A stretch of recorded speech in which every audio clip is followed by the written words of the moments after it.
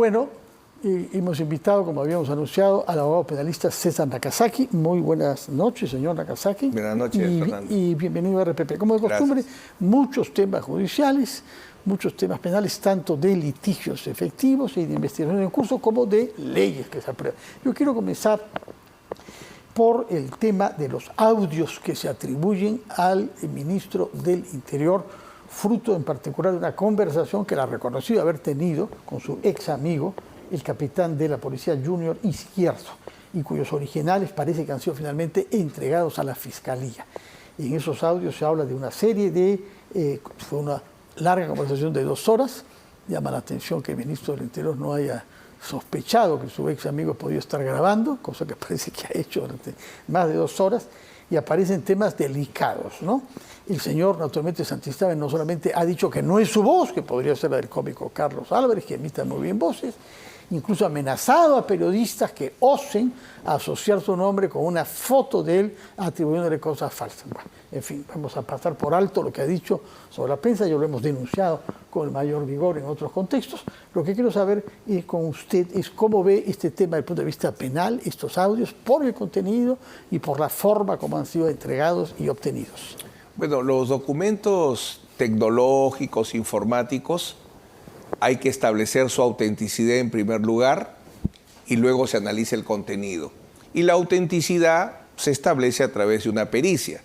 Por eso es importante la decisión del capitán, que es uno de los protagonistas de las comunicaciones grabadas, que ante el reto público que el ministro Santibáñez y luego el abogado, su abogado defensor, le hicieron que traiga la fuente original, que traiga el aparato de la grabación para poderlo peritar, es lo que él ha hecho, ha entregado. Pero por otro lado, el tema de investigación se fortalece mucho, Fernando, porque lo más relevante es si esa conversación generó frutos, si hay hechos que son consecuencia o serían consecuencia de la grabación. Y lo cierto es que hay temas muy concretos. Lo que no logró Pedro Castillo, inutilizar el sistema de investigación del EFICOP, en este régimen se ha logrado. Se desactivó el equipo de policías que soportaba el grueso de las investigaciones de EFICOP, se ha afectado a la misma DIVIAT, y lo cierto y lo concreto es que la capacidad operativa del EFICOP que tenía al inicio de este gobierno y que le permitió enfrentar los casos Arratea, hoy ya no existe. Y ese es un tema de estos diálogos. ¿Qué consecuencias penales podría tener si se confirmase que los audios son auténticos por una parte y que en efecto el ministro ha hecho en afirmaciones como las que se le atribuyen?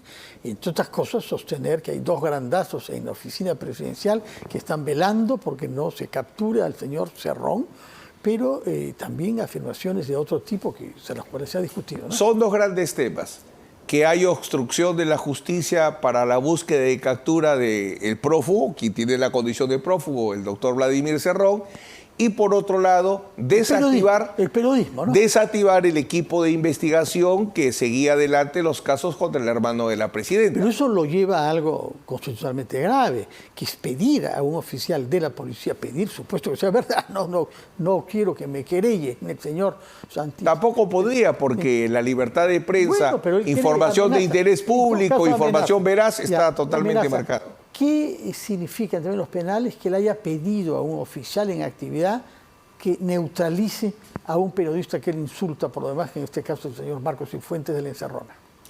Bueno, digamos, el neutralizar a un periodista dependería de cuáles van a ser los medios de neutralizarlo, ¿no? Lo que determina, distinto es la obstrucción a la justicia, sí, donde ahí sí está claramente tipificado que intervenir indebidamente en la persecución de una persona o de la obtención de pruebas es un delito de encubrimiento. O sea, hay variantes de los delitos contra la administración de justicia.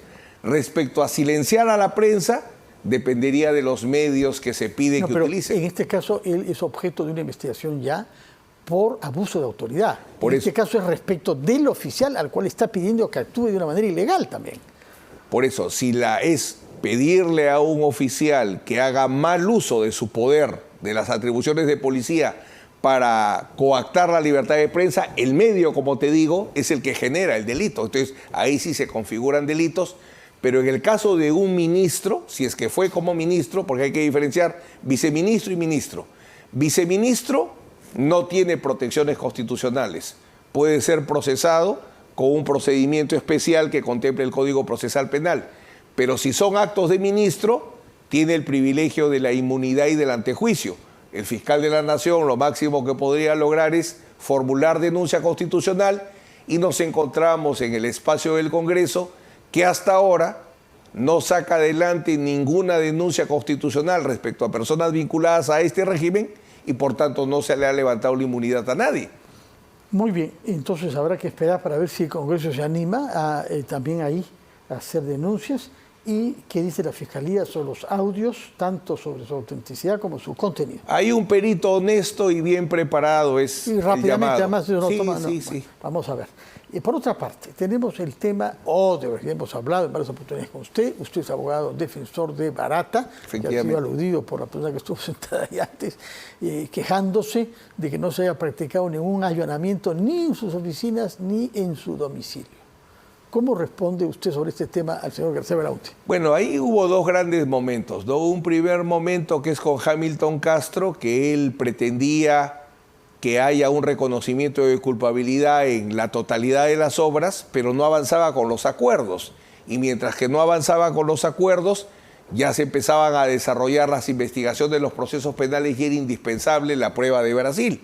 Entonces la Fiscalía, cuando ya la coordina o la comanda Rafael Vela, toma una gran decisión, o esperamos todo o trabajamos con lo que hay, y él decide consolidar las investigaciones y los procesos que tenía en ese momento ya en marcha y lograr las acusaciones que han llevado a que se inicien recién, por cierto, los juicios. Pero ¿qué consecuencias puede tener la decisión las sentencias que ha tomado de Brasil? El juez de la Corte Suprema brasileña, el señor José Díaz Toffoli, ¿no? Yo creo prohibiendo que el Perú use pruebas y elementos de convicción derivados de los procedimientos en Brasil. A ver, vamos. El origen de todo en Brasil es un habeas corpus del presidente Lula. Él logra que se determine que es prueba prohibida o prueba ilícita toda la información proveniente de los servidores de Batway Days y Dreyfus. ¿Por qué es que la justicia concede eso al presidente Lula? Porque se establece que se manipularon y que no se utilizaron los protocolos adecuados para sacar la documentación. Dice que la llevaban hasta en bolsas de comida. Hace toda una descripción el juez Toffoli. Entonces, no se siguió lo que se llama la cadena de custodia. No se construyó una cadena de custodia adecuada para poder manejar documentación tan sensible. ¿Y eso bastaría para tirar por la borda el esfuerzo de investigación de años? Por cierto, porque todo fiscal en el mundo civilizado está obligado a obtener y conservar la prueba siguiendo procedimientos legales previamente establecidos. A eso se ha agregado coordinaciones entre el juez Moro y los fiscales de la Fuerza de Tareas que no eran indebidas, porque violaba uno la independencia y el otro violaba la objetividad. Entonces, se habla de manipulación ideológica en estas investigaciones. Entonces, lo que obtiene el presidente Lula, luego se pide que se extienda a varios funcionarios, a varias personas en Brasil. En un momento determinado se pide que también esa declaración de prueba ilícita se extienda al caso del presidente Humala, del caso de Jaime Yoshiyama y ahora entiendo también al caso del empresario Monteverde. ¿Y qué puede pasar con los procedimientos que usted ha mencionado si el Perú acepta renunciar al uso de toda esa evidencia venida de Brasil? Yo creo que todavía queda en signo de interrogación porque hay un antecedente. En Brasil, antes que se forme el caso Lavallato, hubo otro caso también famoso que es Castillo de Arena, contra otra empresa, no recuerdo si es Andrade Gutiérrez o Queiroz Galbao, donde se estableció también que por interceptaciones telefónicas ilícitas se genera prueba ilícita, entonces Brasil lo requiere al Perú para que devuelva la prueba ilícita y el Perú, a pesar de los años, ya han pasado algunos años, no solo no ha devuelto la prueba ilícita, sino que la viene utilizando, a pesar del pedido expreso de Brasil de entrega. ¿Es el caso Castillo de Arena? Sí. ¿Pero hay condenas ya? No hay condenas. Eso dura tanto como Odebrecht, si no más. Sí. Acá estamos en etapa intermedia, entiendo, por ese caso. Entonces, ¿qué sucede? Los jueces peruanos tienen que decidir ahora si van a extender los efectos. Debería ser, porque si la cadena de custodia nació contaminada, todos los eslabones de la cadena tendrían que igualmente estar afectados.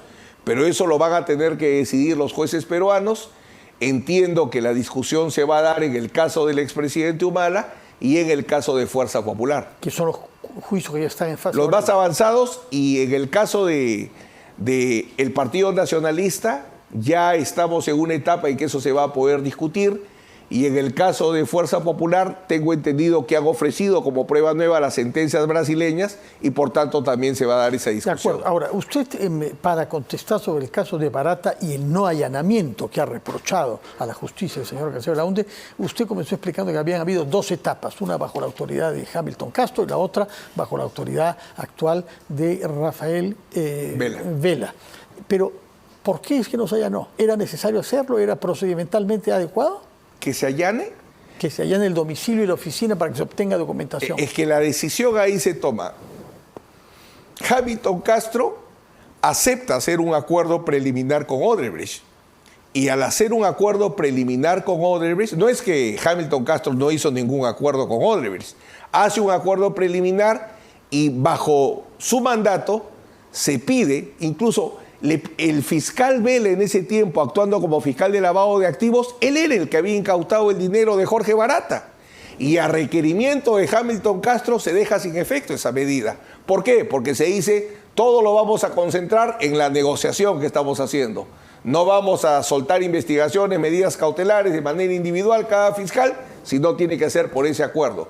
Y en ese acuerdo es que se decide que no se abra proceso penal en el Perú contra los ejecutivos de Odebrecht. Que colaboren y que firmen este acuerdo de colaboración eficaz. Inicialmente en el acuerdo preliminar, que es con la empresa, y ya luego en el acuerdo de colaboración eficaz definitivo, que es con la empresa y con algunos ejecutivos de Odebrecht. ¿Ese acuerdo de colaboración eficaz ha sido útil para la justicia peruana y para el mantenimiento de las obras? Para el mantenimiento de las obras, definitivamente no. Ahí, todo quedó paralizado. Ahí ha marcado una muy mala estrategia. Bueno, habría que ver si la Fiscalía tenía que hacer el análisis económico, pero creo que el mejor caso es el sector de la construcción. No solo las empresas brasileras, las principales empresas peruanas de la construcción son llevadas a proceso penal.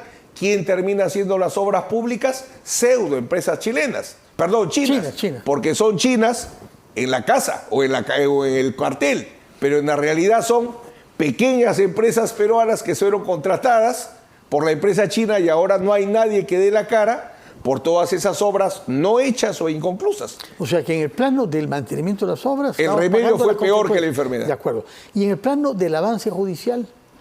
Creo que ya la historia, sin apasionamientos, tendrá que juzgar si fue una buena decisión tratar de sacar adelante los 30, 40 casos que ya tenía el equipo especial Lavajato en el Perú y que es lo que lo lleva a hacer el acuerdo definitivo. Permítame pasar a un tema diferente que tiene que ver con la situación en el Perú.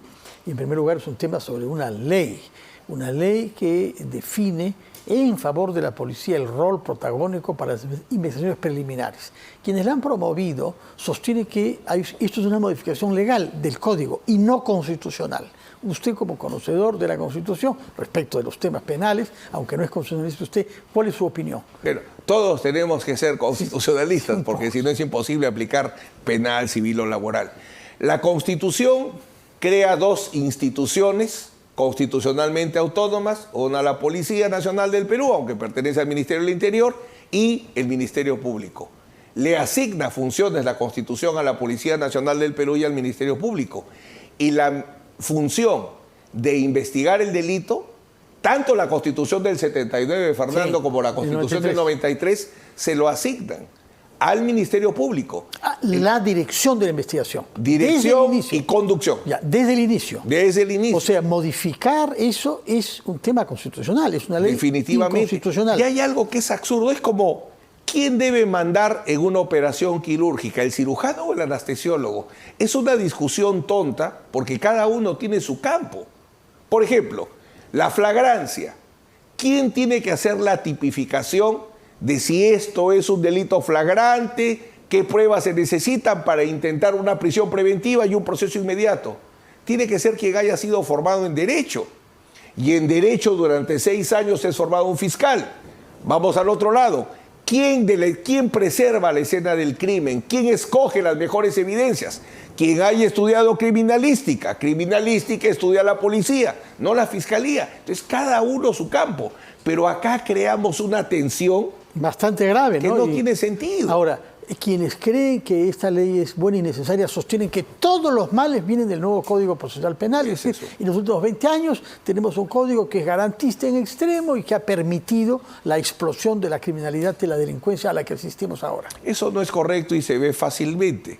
La prisión preventiva se ha agravado más su uso en este código garantista que en el código anterior. El hecho que el fiscal maneje, desde el punto de vista del defensor, el hecho que el fiscal sea el dueño y señor de la investigación no nos genera ningún garantismo. Más bien nos crea grandes problemas y tenemos que ir al juez de tutela o juez de garantía para que nos solucione los problemas que se nos genera en la investigación a cargo de la fiscalía. O sea que la culpa sea porque el modelo es más garantista es un error. ¿Quién tiene presupuesto, Fernando, para poder tener los peritos suficientes que se necesiten en el Perú? La Fiscalía no tanto. Y la policía tampoco. No tiene. Hay un problema, y ese es un problema central. Sin duda. No hay psiquiatras, no hay cámaras Gesell, no hay contadores para hacer pericias en lavado de activos. Ese es el gran problema en investigación. Si usted estuviera en el Congreso, como algunos quisieran, me parece, por lo que he escuchado, varias veces, usted votaría contra ese proyecto de ley. Totalmente. Ahora, algo que siempre recomiendo en el Congreso, que tienen a bien invitarme. No pueden acostumbrarse a hacer leyes sin consultar con los protagonistas. Ley de colaboración eficaz. ¿A qué fiscales has llamado para evaluar este tema? Ley de crimen organizado. ¿Has coordinado con el fiscal coordinador de organización criminal, con los jueces? No. Entonces, lo mismo está sucediendo ahora. Tampoco recomienda que se hagan leyes impulsadas por personas que se benefician de ellas. Yo creo que este Congreso debe tener gran cuidado y aceptar una realidad. Nunca un parlamento ha tenido tantos integrantes investigados penalmente. Eso lleva a tener cierta reserva respecto a temas que no son ideales que o legislen o lo hagan solos. Porque si fueran a legislar, pero llaman al Poder Judicial, llaman al Ministerio Público, llaman a las facultades de Derecho, llaman a todos los protagonistas, vaya con Dios. Bueno, por otra parte, el fiscal de la Nación, doctor Villena, ha sostenido hoy que el decreto legislativo, en este caso es legislativo, es decir, del Ejecutivo, 1585, no contribuye con la lucha contra la delincuencia. Su opinión sobre ese decreto 1585. Bueno, él ha criticado dos temas. Ha criticado que les echen la culpa de liberar personas cuando ha sido el Ejecutivo el que ha dado una norma que ha flexibilizado, por ejemplo, la pena suspendida. Antes era no mayor de 4 años, ahora es 5 años. Y así se ha dado una serie de mecanismos porque el Ejecutivo no es que haya actuado mal, el Ejecutivo reconoce una realidad. Ya no entran más presos en los penales del Perú. Pero la solución ahí es peor que el diagnóstico, porque si nos vamos a meter a la cárcel a los delincuentes peligrosos, porque no hay cárceles suficientes, hay que construir. Pero tú lo has dicho bien, a los delincuentes peligrosos, pero recuerdo ahorita en plena pandemia, el Ejecutivo da una norma donde dice, vamos a excarcelar a los condenados por delito de incumplimiento de la obligación alimentaria, pero los vamos a excarcelar si pagan.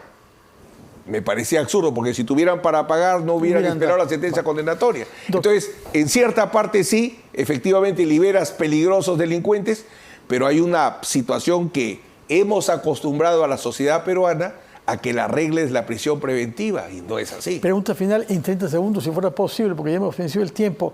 Las condiciones en que el allanamiento debe ser hecho según la norma actual, ¿qué le parece? ¿Es viable? ¿Es una cosa sensata? La manera como lo están ejecutando, no hago nada hasta que viene el abogado, es un error. Porque lo dice usted que es abogado. Quien decide si interviene el abogado desde un inicio es el juez, que autoriza el allanamiento y la incautación. O sea que también esa ley adolece de, digamos... Pero bien aplicada, no debería generar esos problemas. Muy bien, señor César Nakazaki, muchas gracias por habernos contestado. Gracias. Con la libertad de siempre, sobre temas que tienen que ver con Odebrecht, que tienen que ver con la justicia penal en el Perú y en general con la seguridad ciudadana. Muchas gracias por su presencia, muy buenas noches. Vamos a ir a